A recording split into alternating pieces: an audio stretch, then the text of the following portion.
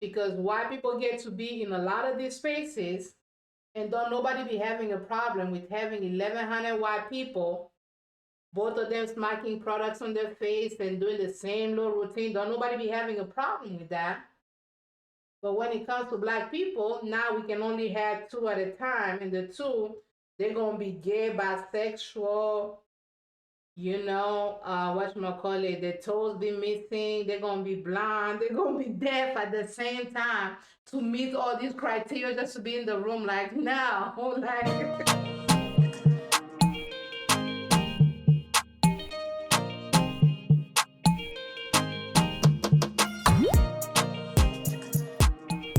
Hello, welcome back to Bennystake. I'm your girl Benny, and today we're gonna do things a little differently, right? I've been getting a couple compliments on just kind of like my skin, which I did a skincare routine video somewhere over here.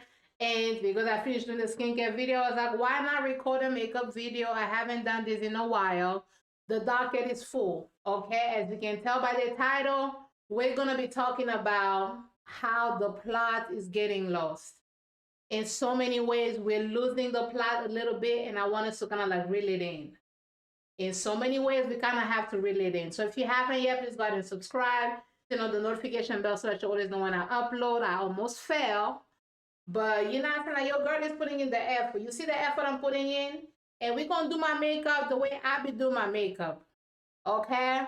Now if you want a detailed tutorial for the people of God, go ahead and check out Jackie Aina. Those are the professionals. Those are the makeup girlies. Check out Any Given Sunday. Check out Maya. Check out all the girlies that be doing the things. I'm not that girly. I'm a yapper. Y'all come here to hear me yap. Today we're going to yap and do my makeup at the same time. We're going to multitask, okay? Or we're going to do one better than the other. But we're going to do it together simultaneously for the glory of God. So if you haven't yet, please go ahead and subscribe, turn on the notification bell so you always when I upload. I did my eyebrows a little bit because, again, trying to talk and do your brows at the same time gonna confuse the people of God. So I did that, and I be using this, a little brush, nothing fancy, nothing major, and I use my little good old pencil. Again, I'm a child of God. I be doing my best. Do not come and judge me or nothing. But let's get into the video. So I just went in with my e.l.f. Power Grip Primer, and I thought I pressed record. I didn't press record. So the whole time I applied the primer and I talked, it wasn't recording. I'm not going to apply my primer again. We're not going to waste no products. But basically, I came across this video by this creator. I believe her name is Deja. And she was speaking about wanting to see more Black American beauty creators in the, in some of these spaces, in some of these events, in some of these like big campaigns, big whatever.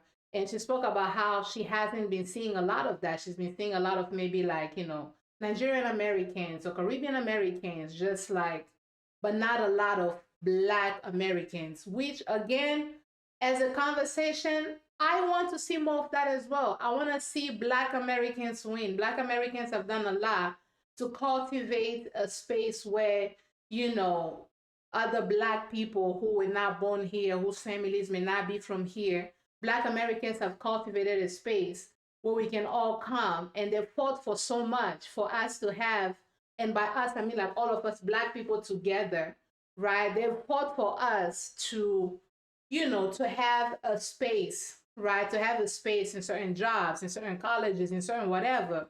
Black Americans have fought for us. And for even the sake of this video, and I think altogether, I'm going to refer to Black Americans as Americans, because let's keep it above. Y'all don't be calling Europeans, y'all don't be calling them white Americans. You just be calling them Americans. Why not call Black Americans just Americans as well? They were born here, right? Like their ancestors, like deep of their ancestry may have been stolen from their lands, but the ones that survived all the violence that was slavery, right? The ones that survived, they're just as much American as is Becky from down there at your office, right? So this creator talking about how she wants to see more Americans in the beauty space instead of just saying like, you know, a lot more Nigerian Americans or Caribbean Americans, you know, I don't know, Jamaican Americans, whatever other than Americans. She wants to see more Americans. And by Americans, like I said, I'm meaning Black Americans. That is a conversation I have no problem with. I fully support. I want to see Black Americans win, period. I want to see Congolese Americans win. I want to see Nigerian Americans win. Because when we walk into a room, a lot of them don't be like, oh, you are Congolese, so you're different. When we walk into certain spaces, the first thing people see and judge us by, for the most part, it do be our skin, right? So I do want all of us to win. But for the sake of this particular conversation, I too want Black Americans, Americans in general, to win for all the ways in which they fought and paved the way for so many of us to come over here. The fact that I'm standing here being a you know, a YouTuber, like a Congolese American YouTuber, is because of Americans. It's because of Black Americans who have fought, right? Who have fought for us to be able to, you know, receive pay, to have our voices be heard, to have our rights be respected. They have fought and continue to fight. So that is the conversation I have no problem with. But then things got a little murky. It got a little, the plot, like I started looking for the plot. I'm just kind of like, is it here? Right? Like I started looking for the plot, and for the life of me, I could not find it. So let's go ahead and just like play the video. I'm gonna tell you some of the things where I feel like, you know, our good sis is making a fair point, and then the part where I just feel like I don't know how I feel about that particular statement. So let's just go ahead and get into it. What happened to the Black American beauty creators? I've been in the beauty space for a long time now, and lately I've noticed something. The term Black beauty has been redirected. When you see campaigns, when you see panels, brand activations, PR, the only Black creators being highlighted are African, Caribbean, and Latina descent. All while this is beautiful for inclusivity and these women are beautiful, powerful, where does that leave girls like me? Yeah, where does that leave content creators like me? I'm Black American, I'm not African, I'm not Caribbean, and I'm not Latina. I'm not Afro anything, just Black. Been here generations deep, born and raised in the US, and I don't see myself represented in the Black beauty space anymore. In a way, I feel like the Black American beauty creators, that space has been erased, but I do feel like Black beauty content creators deserve to be in the space created for them. And I really feel like collectively we should take the space back. I would like to hear your thoughts if you feel the same way, or if you've noticed this thing happening. I think it's time to have the conversation. Directly, just like immediately, what are your thoughts, right? Because with me, yes, I believe Americans, like I said, when I say Americans in this video, I'm meaning specifically Black Americans. Like she said, generations deep, born here. She's not, you know, Caribbean, anything. She's just Black and in America, Black American. And I'm going to say American. She's just American. And her feeling as though that space is almost like dwindling and she cannot find her own people within the space. Again, I've never been the kind of person to think that, you know, Black Americans or Americans don't have a culture of their own. Like, there is such a thing as Black culture. There is such a thing as like Black culture, especially within America. There's such a thing as that I feel like has been a blend of just like, you know, joys, you know, rhythm and flows and everything in between. There is such a thing as Black American culture. And if you pay attention, even in some of the, you know, music industry, people, you know, people from all over the world, Black people from all over the world, like Africans, Caribbeans, and everybody in between, they be wanting to be and sound like Black Americans. So there is such a thing as Black American culture. There is such a thing as Black American lingo, you know, rhythm and flow. That does exist for sure. And so our good sis feeling like she wants to see more Black beauty creators, like more, Black American beauty creators, wanting to see them in the beauty space, wanting to see them represented in these panels. I have no problem with that until she said it's time for us to almost like take it back, right? The taking it back part feels to me as if you're negating the statements that you just made in the beginning, meaning it's good for inclusion, it's good for, it's good for all these other Black people from all over the world to be seen and to be heard. It's good for that. But like, I want that space back. Meaning, to me, that's how it landed to me. To me, like, now I no longer want to see the Nigerian Americans who are killing it. I no longer want to see the Caribbean Americans that are killing it. I no longer want to see the Afro Latinas that are killing it. Like, I no longer want to see that. And I only want to see Black Americans, or in this case, just like Americans, period. The taking back comment feels as though all the other Black people within the diaspora have taken something that you feel rightfully belongs to you and belongs to you alone. That, to me, as a sentiment, it bothered me a little bit, because I'm going to tell you what I think the problem is. The beauty space right now is very much giving, we do not appreciate a difference of maybe like a voice, right? That's what it's giving to me. We do not appreciate a variety of creativity. We want the, I say like clean girl makeup, clean girl aesthetic, clean girl this, clean girl that. And when you look at her page, which I scrolled, and I'm going to leave some of the videos, you are very bold in your expression. You're very colorful. You're very vibrant. And when you think about your favorite influencers who are making it in some of these spaces, and when you look at their feed, right, they may have a vibrant personality. They may have a vibrant, outlook to life. But the way it shows up online is very much like curated with what the times are right now. Everything is clean, clean girl makeup, clean girl outfit. Everybody is clean. Everybody's closet. People are either wearing beige or white. Everything is minimalistic. Nothing is bold. Nothing is expressive. Nothing is that. And I think that's part of the problem. When you're a creator that's like creating maybe with a little bit more vibrancy, you play with colors all the time. Nothing about you is screaming like, clean girl this, clean girl that. Once you have that as a, as the type of content that you create, many brands, many beauty brands, I've noticed, tends to not fall for that. And this is to not, in any way at all shade or suggest that, all these other makeup creators who are doing the, the clean look, the clean whatever. I'm not saying that, I'm going to use enough. I'm not saying that they are necessarily doing anything wrong. I'm not saying that. And I'm also not saying that, they don't explore for the most part or want to show their personality.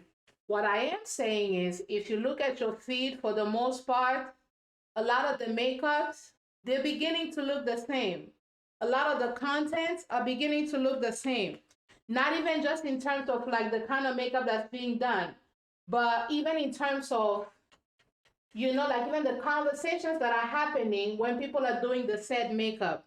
The conversations are very much just kind of like clean and safe, right? People are doing their jobs and they're trying to stay, I guess, like maybe within the brand's good graces or something. And that's just kind of like the better way that I have for it. People who tend to have opinions, the yappers of the world, people who tend to have bold voices, for the most part, you do not see them taking over the beauty space. Why? Because brands sometimes want people who are just going to be safe, get online and be like, oh my gosh, like this product, you guys, the best thing ever. Like, brands want that. Brands have accepted that as a formula where it's just kind of like, you come, be authentic, but not too authentic. Be yourself, but not too much of yourself. Just be almost like, not gimmicky, but just be like somebody that's, you just gonna do what you're gonna do, no personality, no flavor, no nothing, and you're gonna thrive in that way. When you see the formula, and you see some of the people that be making it beyond Black creators. When you see some of the people that be making it, it's people that typically will not show no level of personality. They don't show no level of like interest. They don't seem to have, thoughts that we can trace back and be like, oh, they think this. For the most part, it's the girlies that just like, oh my gosh, like you guys totally sort of kinda. There's a certain level of safety that I feel like, with social media within the beauty space that brands have come to enjoy, right? Now, it's a lot of creators that I found the balance between I'm going to do my job and do what I got to do to pay these bills, to be in these rooms, and also showing up with my personality to some extent. It's very few people. I'm not going to name them over here, but it's very few people.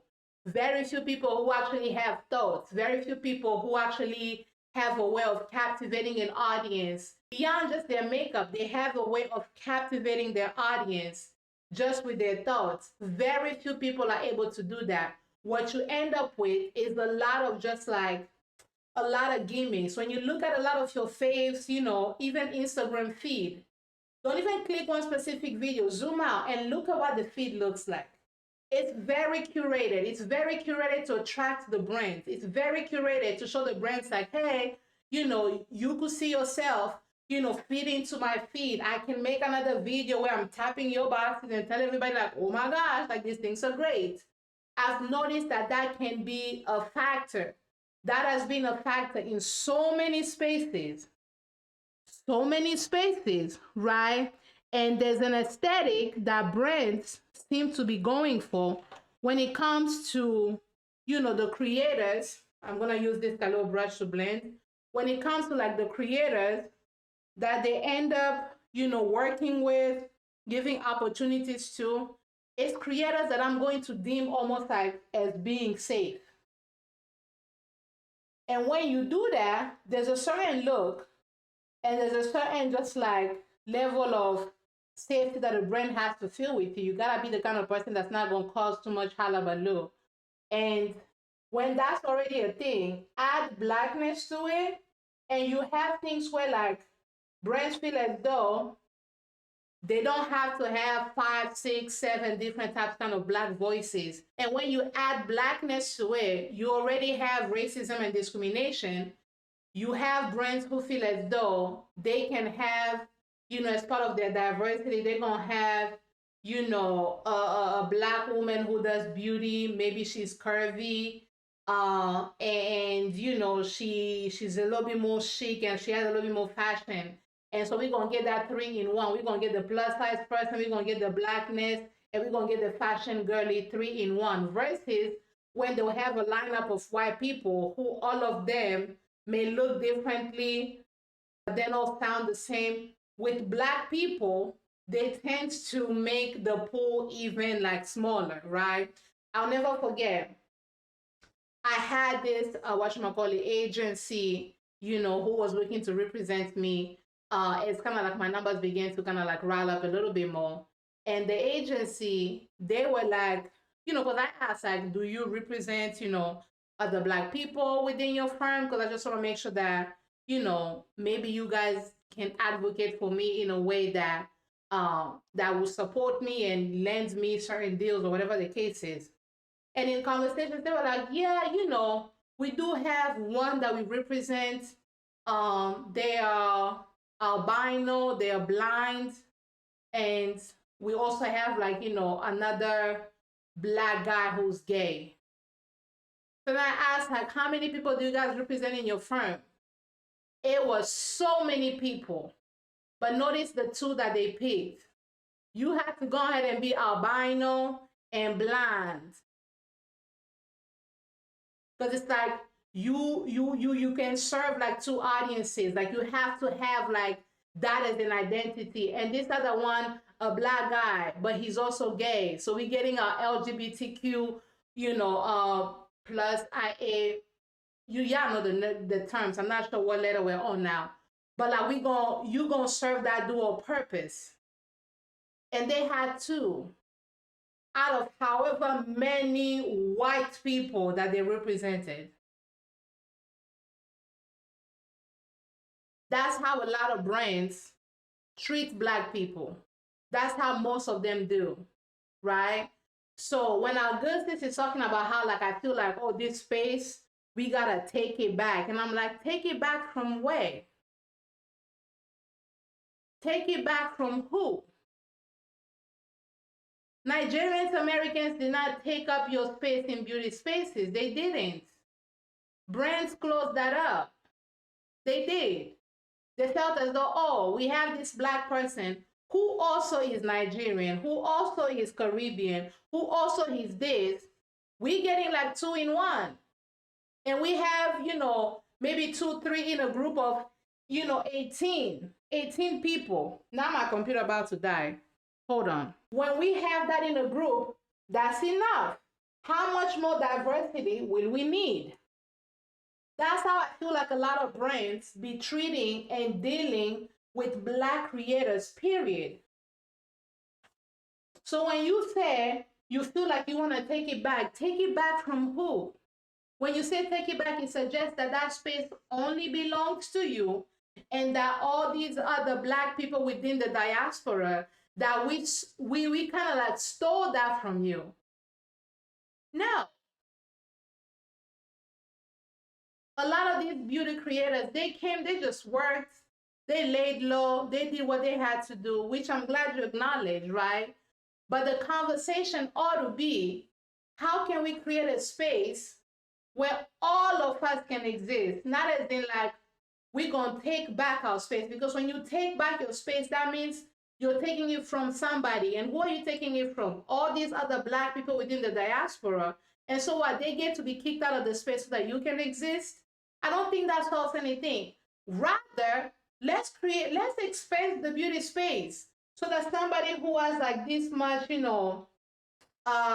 colors, vibrancy to them, that you too, and many people that maybe have this style of makeup can also exist. How about talking about, let's expand so that we have our space, you have your space, and Congolese beauty, Congolese American beauty creators can have their spaces, Cameroonians or whoever's just doing good work and is entertaining and is nice to watch, that they too can have their space. When you're talking about taking back, it feels as though you want them kicked out of the space where we should be asking for more space, or let alone just like building our own tables and moving accordingly. And then when I watched that, a lot of people were like, what are you talking about? Because then people had all these examples of American creators that are Black that you could go and see from, right? Something about that felt off. And I don't think that's a conversation we should be having, because I feel like for me, those just like promote like wars within the diaspora, wars between us. And by us, I mean all of us as Black people. All of us. Right? Comment down below, let me know what you think. And so I was like, let me get a little bit more context, right? Let me get a little bit more perspective and see, maybe I'm missing something. Before I make this video, let me go ahead and see, right? Maybe something is being said that I may have missed, and I just want to educate myself. So I go on her page. I think somebody had commented like, oh, it's giving xenophobia. The comment that you're making is giving Loki xenophobia, which I could see where that commenter could come from. But again, I also don't want us to act dumb as if, Americans, and like I said, by Americans, I mean Black Americans, that for the context of this video, that they already also may not have struggles that is unique to them. Like, I don't want us to try to pretend to be dense, right? Black Americans have dealt with a lot of things that maybe as a Congolese American, I may not be privy to, or that I may not even experience within my lineage, right? And her asking for more access so that we're not getting one Black person in a room that's both gay, albino, blind, crippled at the same time, to represent all the other, minority groups that tends to be left out of the conversation. Her asking for that, there's nothing wrong with that, right? but asking for more space at the table or creating our own tables, period, is different than saying you want to take back a space. When you take back a space, that means other people have to be removed from that space so that you can occupy it. And who are you asking to be kicked out? You are asking for the, other Black people within the diaspora, the African Americans, the Caribbean Americans, the Afro Latinos to be kicked out of the space. And I don't think that's productive. Comment down below and let me know. And so then when I went to her page to kind of like see, let me get a little bit more context. Why are good sis gonna then bring up this video? And that's where I was like, oh, so what really is the problem? Wow. Because asking to be seen as a Black American beauty content creator is too much now. I've seen a lot of comments like this in my last video. Essentially, Black Americans need to quiet down and let other ethnicities shine because we've had our turn. And I'm gonna pause right there and say, if anybody has said that, they're wrong. You shouldn't be asking Black Americans to calm down and they've heard their turn. No, Black Americans have gone through a whole lot. For all of us to be able to walk in some of these rooms and be able to have some of these spaces, so you can't be asking that. That's not the conversation. That is wrong. As an African American, as a Congolese American, I'm going to tell you this right now, that is wrong. No, that is wrong. And so to whoever said that under her comment, that is not a comment that I stand by in particular, like I said at the start of my video. But let's watch the rest. Let's talk about it. On my last video, when I said, and I really feel like collectively we should take the space back, I want to be clear that I was not talking about taking anything from anyone. What I meant was take it back to a time where Black American beauty content creators were clearly visible and undeniably a part of the conversation, especially here in the US, where this content space essentially began. Before the brand deals, before the curated campaigns, it was Black American women laying down the foundation for what beauty content creation looks like today. So to say we're the smallest, or to say we should try harder to find one another, is not only unhelpful, it's dismissive, and the point is we should not have to try so hard to find each other. Also, I'm not saying others do not deserve to shine. All I'm saying is that we deserve to shine too. Asking for visibility in our own culture, in our own country, shouldn't be so controversial. This isn't about ego. This is about equity. And I'm going to keep speaking up about it. But I'm curious, what does inclusivity mean to you? Comment down below and let me know. With her just like explaining and bringing more clarity. But to me, it didn't give we too, it gave the taking back, gave we only. Comment down below and let me know. And then I kept scrolling, and this is the other video that followed it. And before I even play the video, another thing that bothered me was also, whenever I go to look for anything, right, I know I always have to specify hair, Black women, makeup, Black women. You always gotta pacify and specify the specificity for the specific things that are specific, right? I always have to specify those names. Whenever I see a Black person in my search, and this person is answering the questions that I need answered. So say I'm looking for hair for like 4C. I have 4C hair. Say I'm looking for hair for like, Black women with 4C hair. As soon as I find one or two Black women talking about, 4C hair, I see myself. I'm now following it up with a search to then say, Black 4C hair, Congolese women.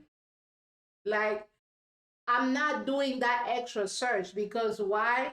When I'm looking up my hair and I'm looking up 4C hair, a Nigerian woman can have 4C hair, Afro-Latina can have 4C hair, a Caribbean woman can have 4C hair, somebody from Jamaica can have 4C hair, Trinidad, Haitian can have 4C hair, Cameroonians, Ghanaian, not the Ethiopians. The Ethiopians, their hair be like a little different.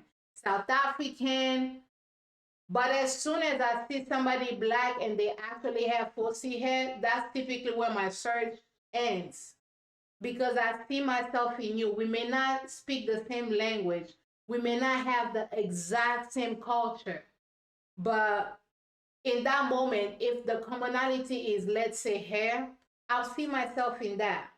I'll never forget one of the best videos that I've ever watched when it comes to like beginner friendly makeup. It was from this creator. I think her name is Maya Galore or something like that. From where I'm standing, she's, American. Like, if I'm not mistaken, comment down below, let me know. When I found her, and even this will prove my point, like, when I found the video was so helpful when it came to like shade matching and doing all those things. The video was so helpful. I wasn't concerned that she wasn't Congolese, that she wasn't African, that she wasn't like, I just found a video that spoke to the needs that I had at the time. And that was the end of that. I saw myself in her, right? Like I saw myself in that space. And so back to the point that I made earlier, a good taste, like the makeup you're creating is very bold. It's very like vibrational, high vibrational. It's very just like flirty. It's very much like bold. Not in a way that a lot of the makeup girlies are doing. So that may be why you're not seeing yourself in a lot of the campaigns. Because again, we've discussed a lot of the creators, they're trying to, create content in a way that will bring attention to the brands. And the brands want to work with people that are doing what the trends are doing. And the trends are doing the clean girl, clean aesthetic, simple this, simple that. That's what's happening with the trends, right? So to not see yourself in maybe other black beauty creators who may be from the UK, who may be from Nigeria, who may be from Cameroon, from Ghana, from wherever, to not see yourself just on the merit of like, y'all may not share culture, there may be differences, right? But to not even see yourself just in the commonality of y'all's blackness, to me, that was a little like off-putting because some of my faves, they're not Congolese American. Like some of my faves are Nigerian American. Some of my faves are like, from the UK. Some of my faves are, from the Caribbean. It's just like if you're doing work and you look like me, I'm going to see myself in that. I'm going to, and I'm going to learn whatever it is that you're teaching. Even Augustus, when I looked at her makeup, I'm like, yeah, color is still good. Like it's okay for us to wear color. Everything doesn't have to be neutral. Like we cannot all be sucked into the neutrality of everything being neutral. Like do your makeup and be bold, right? Like be excessive with the color, explode, do all those things. I see myself in that. And I'm not concerning myself with being like, oh, but she's American, she's not Congolese, she's this. Like I'm seeing you as black. Like you is black. You is black, and I'm seeing myself in that. Right? Again, not to say that you shouldn't advocate for Americans to have a space, a bigger space, to occupy in a lens that they helped pave, in a community that they helped pave, in a community that they helped build, in the trends that they helped amplify. I'm not saying that they shouldn't, right? But if in that conversation, it's a Nigerian American that also has that space, or it's a Cameroonian American, I'm not feeling like, as a viewer, as somebody that's trying to learn, I'm not gonna be like, oh, there's nothing I can learn. I'm not gonna not see myself because you are not exactly from where I'm from, or you are not speaking, to like what I may need. Now, if we were talking about, let's just say, what it means to be like, an American, right? And in this video, when we're saying American, we're talking specifically about Black American. If there was that specific sector, of creating content, as Americans that were born here, and then we see that space be filled with, Nigerian Americans who migrated here maybe later, or Congolese Americans or Caribbeans who maybe came here later, then it's like, obviously that's not a space you should be occupying, period, because your knowledge of the space is going to be different in certain cases. I was speaking to my sister the last time. When I was born, I was born in Congo, particularly in Kinshasa. When I was in Kinshasa, I just was, I was a Muluba, right? Muluba is a tribe in Congo. You have Bakongo, you have all different kinds of tribes. I am from the tribe of Baluba, so I am Muluba. When I was in Kinshasa, my identity felt like it was just like, oh, I am Muluba. That's just what it was. When we moved to Lubumbashi, which is another province in Congo, for the first time ever, I just wasn't Muluba, I was now Quinoa. Quinoa are people who live, in Kinshasa, where I was born.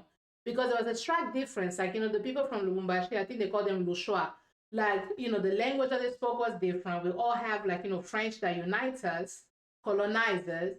But, the language Swahili was different. I was born speaking Lingala, they spoke Swahili. So for the first time in my life, I was very aware of being, Quinoa. Like when I was in Kinshasa, I was just Muluba. I just went by my tribe because it's like, that was like almost like how people identified. Then when we left Lubumbashi, and then we moved to Zimbabwe all together, that's a story for another day. But for the first time in my life, I became Congolese. Like for the first time in my life, I was Congolese. Why? Because I was surrounded by Zimbabweans who they didn't speak French. They didn't speak my native tongue. They spoke Shona. They spoke all the different languages. And, I was a foreigner in a foreign land. And they would refer to me as a Congolese woman, which prior to that, that was never part of my identity. We're in Zimbabwe for a good 5 years. Okay. Then I made it to America, which was like 13 years ago. And for the first time in my little life, 13 years ago, I became Black. Prior to being to the US, I was Black, but I was never Black, right? In Kinshasa, I was Muluba. In Lubumbashi, I was Quinoa. In Zimbabwe, I was Congolese. In the US, I became Black. Because just like how identity works. So if we're talking about telling a story of like people who were born here versus me, I have a totally different story. And if I took it upon myself to occupy a space where there's a discussion of like what it means to be born in America, what it means to, your identity to have been Black your entire life, I shouldn't be in that space because while I may understand it from a later stage, I still don't know the nuance of what it means to actually be Black American, right? Like I wouldn't know. In reverse, a Black person who was born here would not understand what it meant to have all those identity shifts in my life. And so if they occupy the space where people are specifically discussing that, it will not be a space for them to occupy. It will be a space for them to, move out of the way. I'm going to speak on that because, I know, right? But when we're talking about just kind of like beauty, we're talking about shade match. We're talking about how to pencil your eyebrows. We're talking about what color that's going to go best as a dark-skinned woman. We're talking about, like what are the new shades that's coming out.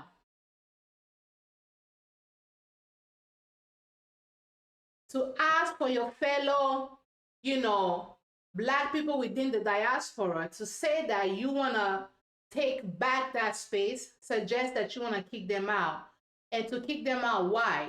Why are you not able to see yourself when somebody gonna talk about shade match? Why are you not able to see yourself? It's nuance, but it ain't that nuance. Okay, me and Maya, we the same shade. Last I checked, I don't know if she 10, but me and her, we the same shade. Right? We the same shade.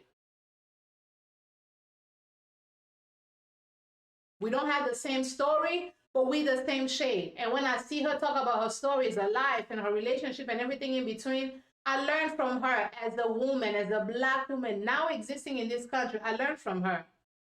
I don't not see myself. We are talking about shade matching, right? That's what we're talking about. But then the last video that I played and I found of her, I was like, okay, so I feel like we're talking about things that ain't really got nothing to do with each other, and you may have a particular beef with a particular person. Then I was like, you could have just went for that person instead of tootsie rolling and losing the plot. You could have just gone for that one person, because the more you kept talking, to me at least, okay, so this had nothing to do with everybody else. It had everything to do with this person. Let's play the video. Black American beauty. That's who I am. That's who I'm speaking to, and that's who this movement is for. Lately, there's been a lot of noise surrounding what I said, what I meant, who I was referring to. So let me make it plain. This isn't about exclusion, it's about inclusion. Real inclusion. I'm talking about making space for the Black American girls who don't see themselves in the current beauty landscape. Not because they aren't beautiful, talented, or deserving, but because what's being sold to us as Black girl luxury isn't really about us at all. Luxury isn't just an aesthetic. It's not a beige hotel, a passport photo, or a Dior candle. Luxury, real luxury, means being compensated fairly, respected deeply, and represented honestly. And some of the loudest voices in this movement have made it clear that they only stand for Black women when it benefits them. And I know this firsthand. Years ago, I was approached to create content for a brand that preaches Black girl luxury. They never offered payment. The brand is Forever Mood.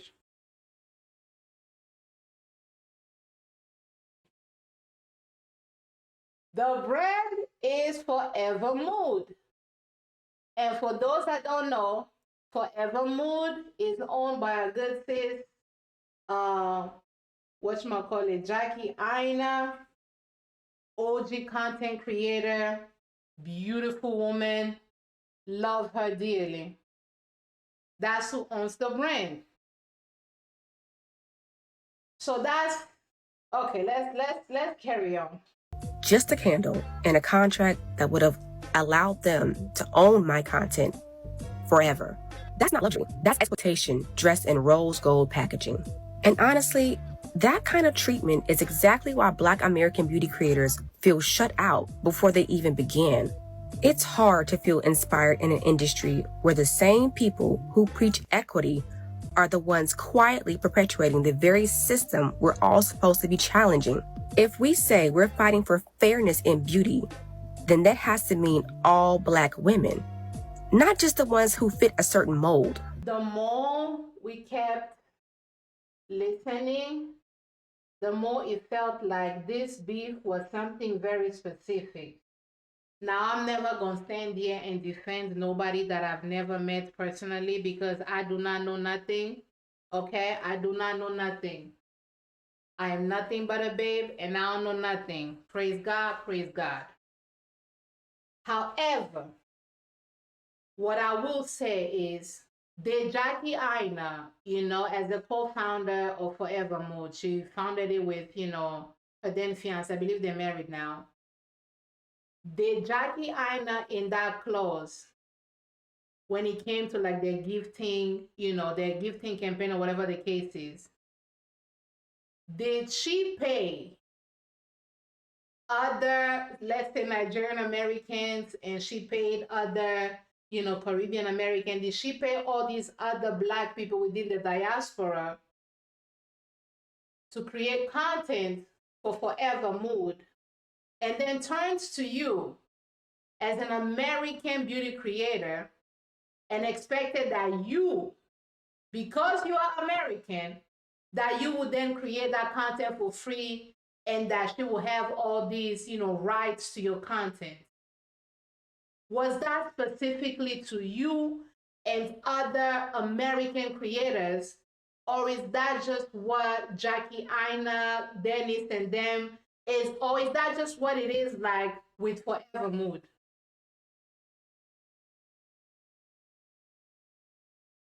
Because we're talking about seeing yourself in spaces.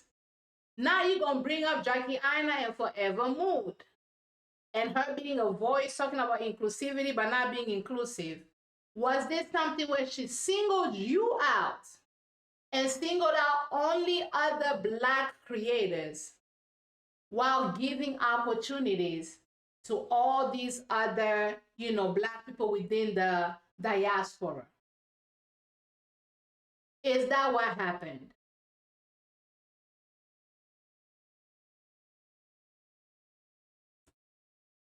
I hope y'all are seeing the difference. Because if that's just what's happening at Forever Mood, that means that's what's happening to everybody. Take it or leave it. And it's a little bit unfair to hold her to that expectation. I'm a business owner. I'm a small business owner. And Forever Mood, while it may have been successful, Forever Mood is not at the level as Dior, Valentino, like, because now they have fragrances. Forever Mood is not yet at that level. They're nothing but small.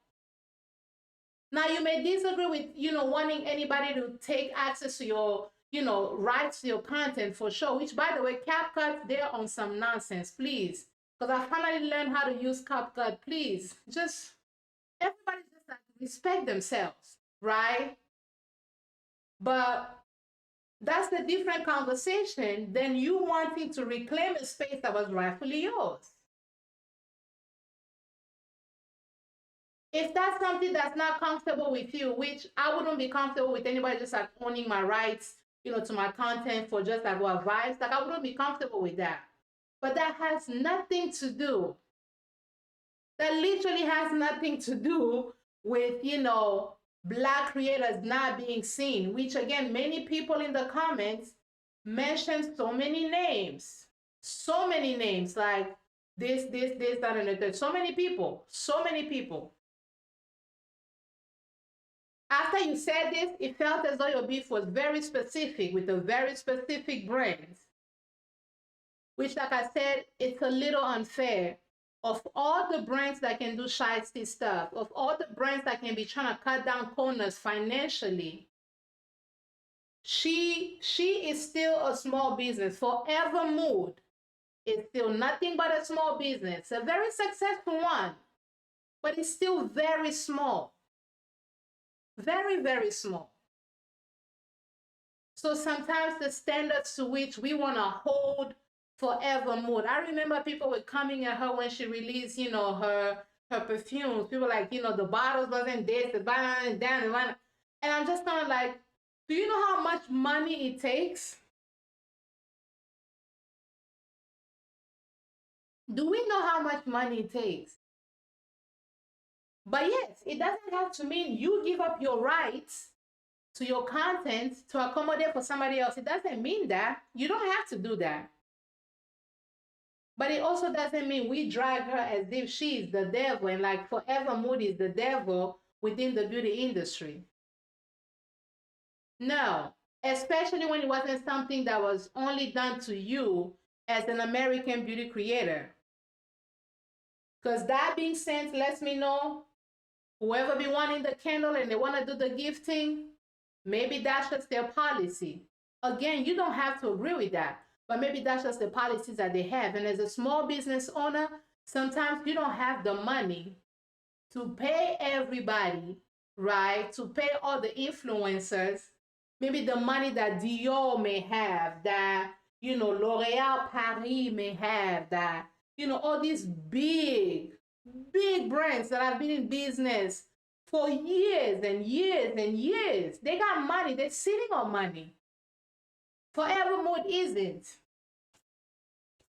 They're still a small business. Comment down below and let me know what you think. But let's carry on. You can't talk about equity while expecting free labor. You can't build real representation while gatekeeping who gets the mic. And let's not forget, this same voice has silenced people from her own culture for calling out disrespect, like trying to sell a candle named after a police brutality movement. That's not care. That's not representation. That's a pattern. So when I say we need to reframe what luxury means for Black women, I'm not just speaking for myself. I'm speaking for every creator who's ever been overlooked because her skin wasn't deep enough, her roots weren't foreign enough, and her look wasn't algorithm approved. This movement isn't about one voice. We don't need one face. We need many.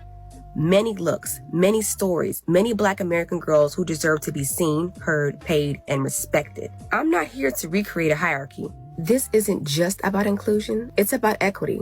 It's time to take the mic and not wait for a seat. This whole time, your beef was with Jackie Aina. Nobody, you can't convince me otherwise. This whole time, your beef was with Jackie Aina and Forever Mood. That's who you want to take the space back from. Let's tell the truth and shame the devil. Let's tell the truth and shame the devil.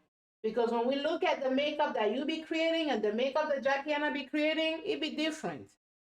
Right? Both beautiful, but it be different. That's who you wanted to take a space back from. Comment down below and let me know. Because we missed the plot right then and there. We missed the plot. Because you were trying to hold her to the standard that you should be holding Dior to. That you should be holding, Elf to. All these big brands. Like, that's who we should be holding. That's who we should be having a lot of these, like, y'all should do the things, y'all should pay the money, this and the third. And I'm not saying Forever Mood should not pay their people. I'm not saying that. I don't know what arrangement they got going on. I'm not saying that. This is my MAC powder. Is it MAC? No, it's not MAC. Oh.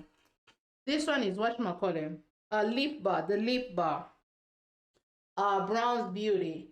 If this one has expired, I don't even know, because the way I still be using this, child. And I'm looking this way because my mirror is there. I couldn't fit another mirror in here, child. Y'all just gonna have to forgive me. But it feels to me like that's really where your beef is from. That's what it's giving. It's giving, that's who you want to take a space from, because now you started throwing jabs like, well, she ain't even did right by her own culture, this, that, and the third. It's just kind of like the conversation got a little murky for me. I'm sorry. I am so sorry. The conversation got a little murky for me. A little bit. A little bit. The plot was lost. We need Dora and her map, because the plot was lost to me. The plot was lost. It's time to take back the mic. Since when did Jackie Aina prevent anybody from speaking? If you've been following her for as long as maybe many of us have, she was for so long. She was one of the few voices that would advocate for more dark-skinned women to even get a shade match. Like, to even get a shade match. A lot of the girlies, like, is it Gloria? Is Gloria her name? I'm not sure. But like, Jackie walked so she could run.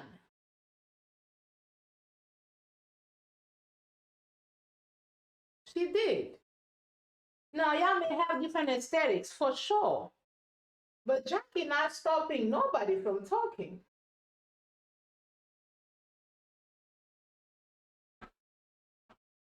Last I checked, Jackie's not stopping nobody from talking. You felt away. And the person that you want to take the space back from is Jackie Aina. So please, please stop cutting through the corners. Okay? Let's stop cutting through the corners. You have beef with Jackie Aina. Okay? You have beef with Jackie Aina. Leave us up out of that mess. Please.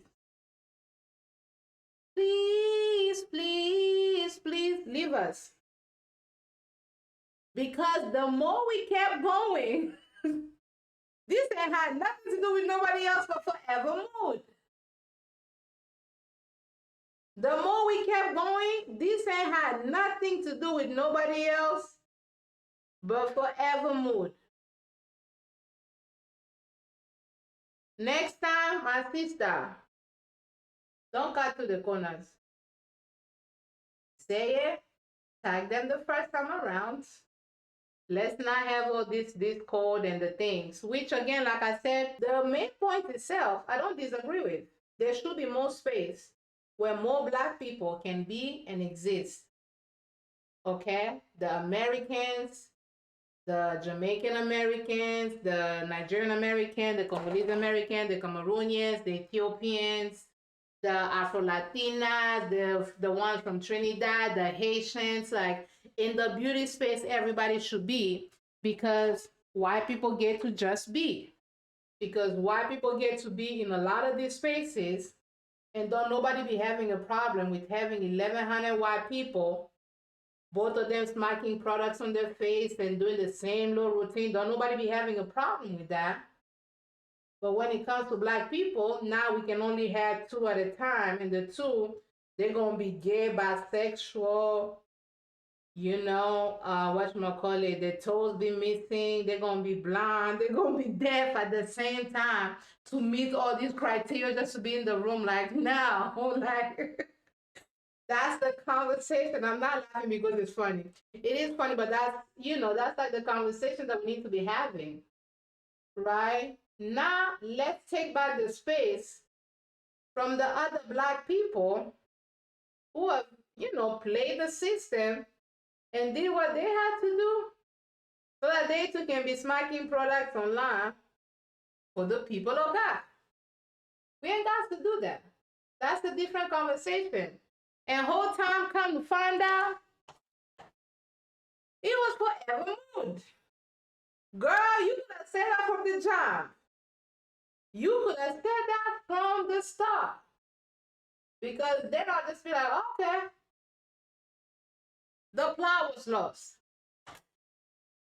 The plot to me was lost. Comment down below and let me know what you think. I made a mess. I briefly spoke about this story, but yeah, I saw the story about the girl who posted, you know, what she wants her man to get her. Yeah, I saw the story about the girl who posted, you know, the little trend that's been going, how many likes do I have to get on TikTok for you to get me such and such? So it's been mostly like people have been asking for bags. Some people have asked for like a car, whatever the case is. It's a silly little trend. And so you've had mixed, you know, responses. Some people, when they do the trends, their partners be like, girl, you only need 1 like. Let me know when you go ahead and post a video. I'm going to go ahead and like it. And I'm going to buy whatever it is that you want. Very cute, very cheeky. We love it. We love romance, especially when it's like Black love. We love it. We love to see it. Now, in this particular case, this girl did, and she asked for like 2 Coach bags, which I think averages for like $1,000 for both of them, like taxes included in one now. And the fiance, her fiance done said, whatchamacallit, like, hey, you gonna need to go ahead and get 50,000 likes. This girl, Clock Peoples, which we love Clock. Clock is a girl that we like over here. Clock is doing what she needs to do. But you guys to go ahead and get her to comments too, and then you gotta get like, you know, I don't know however many followers, whatever the case is that she had said. And so people go online and they're like, girl, your man is cheap, you need to leave him. Clock goes and buys the girl a bag and she's like, girl, I'm just gonna buy you the bag. And Mr. Man, you need to go ahead and make your bride to be. She's a queen to be. Get your queen and your bride to be. Get her something else, something more special. Right? It was sweet of Clock to do that. But then people took it even further. Your man is a brokey, this and the third, and they started, calling her all sorts of names. And I was just kind of like, yet again, we have lost the plot. Because while $1,000 may be nothing and a half to clock, or to many people that you may see online, or many people who may buy whatever it is and put it on their credit cards and just like let it do what it do, while that may be the case, the reality is, realistically, most people don't just have 1,000 laying around for them to throw around and buy a purse. Is a purse something nice to have? Yes. But is a purse a necessity? No. And because we live in a society where like everything can go on Klarna, everything can go on Afterpay, we are sometimes thinking that, people that we're seeing having these luxuries online, that they just have it like that. And sometimes people don't, which is where I'm saying the plot was lost. Now, we don't know anything about this man. We don't know anything about her relationship and how their dynamics work. Why are we asking this girl to go ahead and lead this man over a trend? And I spoke about this in my stories, which is why I'm not going too deeply on it over here.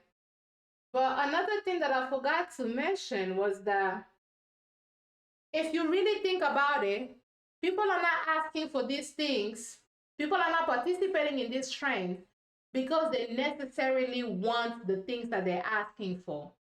They're participating in this trend to maybe get, some more followers, to get more likes, to get more visibility. And whenever you throw in like, oh, such and such person has to comment.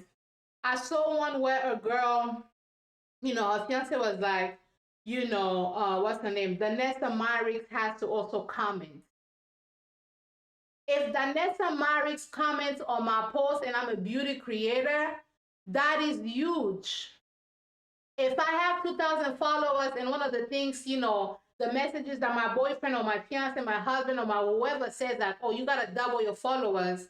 And the girl is going to be girls. The girly pops, we're going to get in there. We're going to follow. We're going to share the video. We're going to do the things to hype up the girls. I've only seen this trend for the most part amongst Black women. That's what I've seen, right? Because my feed is very specific. Black, I may not see a lot of you. I'm sorry. I like to look at things with people that look like me, even body types. It's very, very few petite girlies because I need to see people that are beautiful that also have my level of, body size and things like that. That way I can get inspiration and do the things, right? So I've only seen this from like Black people. I'm going to go in there and be like, girl, yes, this and the third. I even saw people pretending to make accounts as if they're the next Myrick. And so they were like, yeah, go ahead and buy her the thing. I am Danessa Myricks and I've spoken. But it was like a nice little cheeky thing. So the boyfriend asking like, oh, you got to get 50,000, likes and, however many followers, and Clark has to comment on the post as well. I don't even think that has anything to do with the bag. I think that has everything to do with utilizing this trend to one, gain your following and get some of your faves that you look up to and admire to engage with your content that will give you more visibility. If if you had like maybe 25,000 followers and, the challenge was like, you're going to double, the follower count or whatever the case is, and I'll get you the bags. And say you actually double the follower count. Whether they gave you the bag or not, now your audience has increased and you can have even more opportunities like, with TikTok, and you could get into the TikTok pay program. Certain things can just come from that visibility alone. And I think more people are doing the trend for that, setting the expectation a little too high. And if we attain it, great. And even if we come a little closer to it, it's still a lot of strides. It was giving like it's almost like a clever way of doing like, the follow train, right? That's what to me it gave. If I had to participate in a trend like that, I'm thinking like, who I'm going to want to comment? And honestly, If I participate in a trend like that, I'm telling my husband exactly what to say. Okay? I'm gonna need such and such brands. I'm gonna need Juvia's Place. I'm gonna need my favorite brands. I'm gonna need Rihanna. Okay? Go ahead and send me some fancy stuff. Yeah, so I'll be using my little fancy. Rihanna comments, right? It's gonna be more about getting the engagement and getting the whatchamacallit, the ball rolling. It's gonna be more about that. At least for me as a content creator, that's where my mind gonna go, because a bag, I could buy a bag another time. People go shopping all the time, whether they can afford it or not. People go shopping all the time. To me, it'll be most about the social capital, the attractions that you can get from your audience. That's what, to me, it'll be more so about. So I have a feeling that maybe the fiance didn't even say that. Maybe she went on the fiance's phone and said, this is how much. And so the girl is, the hope is that the girl is going to be like, girl, we got you this and the third, increase her follower count, do the things, and get Clark to like respond, which Clark did. And Clark was like, girl, I'm just going to buy you the bag, Mr. Man. Do something extra special for your girl. But yeah, I took a cute little trend, a cute little 1213, and then decided to use it to drag this woman, talking about how she has to leave her fiance. That man is cheap. That man don't love you. How we know? How we know? We don't. We don't. And like I said in my stories, they are planning a wedding. If you're planning a wedding and you're financially sound, right? The last thing you're gonna want to spend money on, it'll be things like, oh, I need me a bag. Because $1,000 in a bag can get you a little extra flowers that you may want at the table. $1,000 can help with the expenses when it comes to like, your hair and makeup. These things are not cheap. $1,000 can go a long way. We don't know who's actually covering the wedding costs. We don't know if this man is paying for the entire wedding costs. We don't know. In my case, when I got married, I'm a Congolese American. We've already discussed that. But in my culture, he had to pay mbongwa lupangu. People know it as bride price. I think in South Africa, they call it like lobola or something like that. But like, we call it mbongwa lupangu. So that means my husband had to pay my dowry. We're not talking venue, we're not talking nothing. He had to pay what my family asked for in order to even be considered somebody that could marry me. My point is, weddings are expensive. And in my case, we wanted a wedding and we wanted to pay it with money we had. We wasn't going to take on more, because after that we wanted to buy a home, which we did. We wanted to pay off some debt, which we've done. So look, $1,000 can go a long way. But so many people, we're living into, this afterpay culture. You could just put it on the side or whatever the case is. We're forgetting what the reality is. $1,000 is a lot of money still. Eggs are still pricey. And more than anything, this was a trend. A cute little trend. I'm going to use this by Vanessa Myricks. Right? It's their Dewy Cheek and Lip Palette. I'm just going to use my fingers, shall. But this is like, it was supposed to be a cute little trend. A cute little 1213 that we done turned into like leader men. Do we know what that man has done for her? We don't know. Right? Like, is that man generous towards her? Now, I will say, when she came back with her response video, she was like, thank you, Clark, for sending this to me. But y'all that are calling my man cheap, my man ain't cheap. He has his doctorate and he's able to like, he's able to take care of me, this, that, and the third. Personally, I wouldn't even have done that, because then it's like you're just fueling more fire. Because she made, a comment, she was like, my man not cheap. He gonna buy me like a Maserati. Next time I'm gonna ask for something better. Haha. And then people were still in the comments like, oh, is Clark gonna have to come and pay for that Maserati again? And I'm just kind of like, dang. Like, we don't know. Like, Clark bought this girl a gift for like $1,000. We don't know if this man has come through for her for far worse, because they're planning a wedding for one, and your landlord don't give a damn. You still gotta pay rent. It don't matter if you're planning a wedding or nothing. You still gotta pay rent. Your bills still gotta be paid. All these things gotta be paid. And we don't know their financial situation. We don't know. We don't know. And even if this man may have, like, let's say $1,000, and it's like, okay, we're gonna buy it back another time because we have a wedding. We have things that we gotta do. We have things where the money can go to.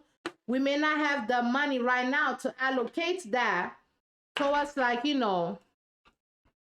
may not have the money to allocate that towards whatchamacallit, like a bag right now, which I'm sure you deserve, but we may not have the money to allocate that for now. I don't necessarily think that that makes that person a bad person. It doesn't make them a bad partner. Sometimes love isn't just, gift giving, right?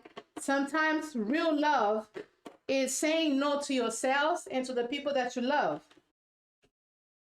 Sometimes that's what it is. And that's the reality of life. That really is the reality of life. So I don't want us to lose the plot and essentially set up, young women and young people, men and women, with some of these realistic expectations of what we're seeing in the media. Right? Like, it's okay. Sometimes some people don't have it. And sometimes people have it and they just know it could go somewhere else for now. Right? Sometimes the money could just go somewhere else for now. Some of our faves, you have Tabitha Brown, Auntie Tab, love you dearly, right? Love you dearly. But when you listen to her talk about her story, the reason why we have Auntie Tab today is because Auntie Tab has and has had Chance. Chance has loved Auntie Tab, and I'm sure he ain't bought her no bag. At least none that we can tell of at the time. What did that man do? He went to work. We're talking about, like, in sickness and in health. Tab shared her testimony, how that man has loved her through that. When she was sick, who do you suppose was working to make sure that things are taken care of in the home? Financially, in so many ways. Who do you think was doing that? It was her husband, Chance. Did he buy her 2 Coach bags in the time being? No. Did he still love her? Very much so. Very much so. Let's not lose the plot. We have her, by the grace of God, we have her brilliance, her joy, her testimony that has inspired so many of us. But behind her was a man who worked so hard, not necessarily to fly her to Dubai, not to, buy her all the things that she wanted, but he still loved her. He still took care of her. He still did what he had to do. And so now we have them Tab and Chance.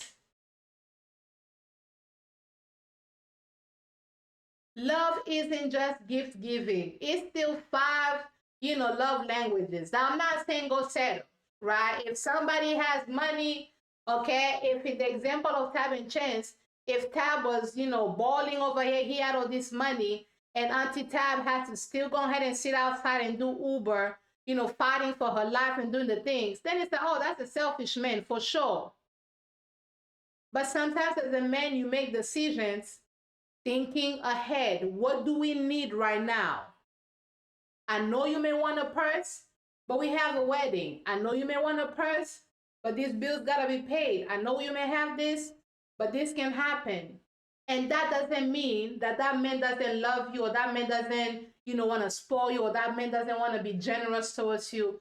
It may not automatically mean that. Can it mean that in some cases? For sure. Some people just be cheap. Some people just be cheap, for sure. But does that mean that every time? No. And do we, as the audience, have the right to take a simple trend, a message that may be and may not be just for lo he, hello, ha, ha, as a way to boost engagement, get the attention of your faves, Do we have the right to take that and turn it into leave your fiance? We don't know any other context of this couple. But we want her to leave her man, do the things because that man don't love you. How we know? Again, the plot currently in Yemen. I'm telling you right now, we might need Dora to go ahead and come and help the people of God. The plot in Yemen. And we need to reel it back. We need to reel it back. Okay? Comment down below, let me know your thoughts. I'm gonna go ahead and end this video with my little Elfie thingy. Y'all, last week,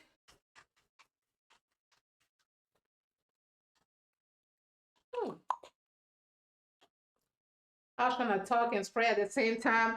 The way that humbled me. But last week I recorded a whole video on the case with Tyler Perry, and the way the video just like froze on me, the video would not let me be. The video froze the whole time. I'm talking about froze the whole time. And I was like, dang, Tyler, if you want me to talk about you, just let me know. But I'm going to come back and make a different video about that if there's anything that's been like updated. I do have a couple thoughts. I'm going to come back and make that video. But yeah, this is my face. This is the end of it all. I think it looked cute. I hope the light is doing it some justice. I think the makeup looked nice. Comment down below and let me know. Did you guys enjoy this kind of setup? Should I do more of this? What are your thoughts? Comment them down below, and I'm gonna go ahead and see you guys on the next one. Bye, Z.